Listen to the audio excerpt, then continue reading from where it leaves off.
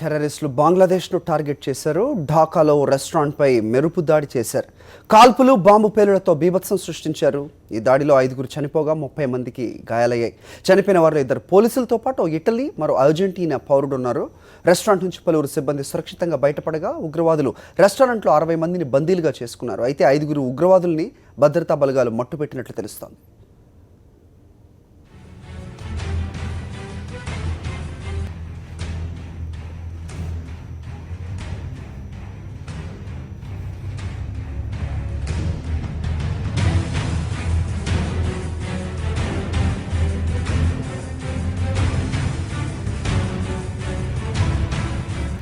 వెంటనే రంగంలోకి దిగిన ఆర్మీ రెస్టారెంట్ను చుట్టుముట్టాయి. బందీలుగా ఉన్న 12 మందిని రక్షించారు. అయితే బందీల్లో బంగ్లాదేశీలతో పాటు జపాన్, ఇటలీకి చెందిన వారు ఉన్నారని సమాచారం.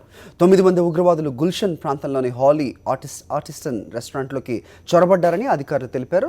అల్లాహో అక్బర్ అంటూ నినాదాలు చేస్తూ లోపలికి చొరబడ్డారని, తుపాకులతో కాల్పులు జరుపుతూ బాంబులు పేల్చారని చెప్పారు.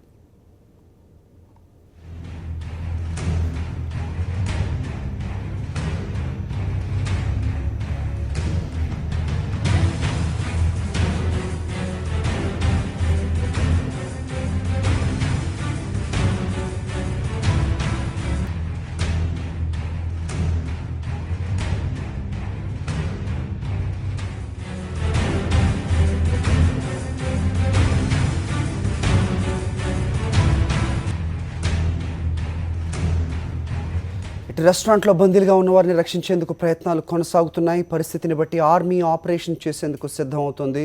అలాగే బంగ్లాదేశ్ ప్రధాని హసీనా ఎప్పటికప్పుడు పరిస్థితిని సమీక్షిస్తున్నారు. ఉగ్రవాదులు చొరబడిన రెస్టారెంట్ ప్రతిష్ట భద్రత ఉండే ప్రాంతంలో ఉంది. అలాగే కొద్ది దూరంలో విదేశీ దౌత్య కార్యాలయాలు ఉన్నట్లు తెలుస్తోంది.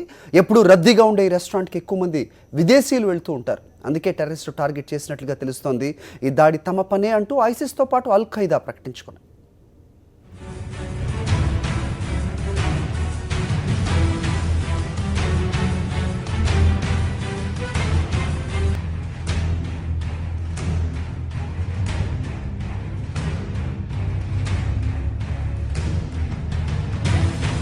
రెస్టారెంట్లో బందీలుగా ఉన్న వారిలో భారతీయులు కూడా ఉన్నారని ప్రచారం జరిగింది. కానీ ఈ వార్తల్ని విదేశాంగ శాఖ ఖండించింది.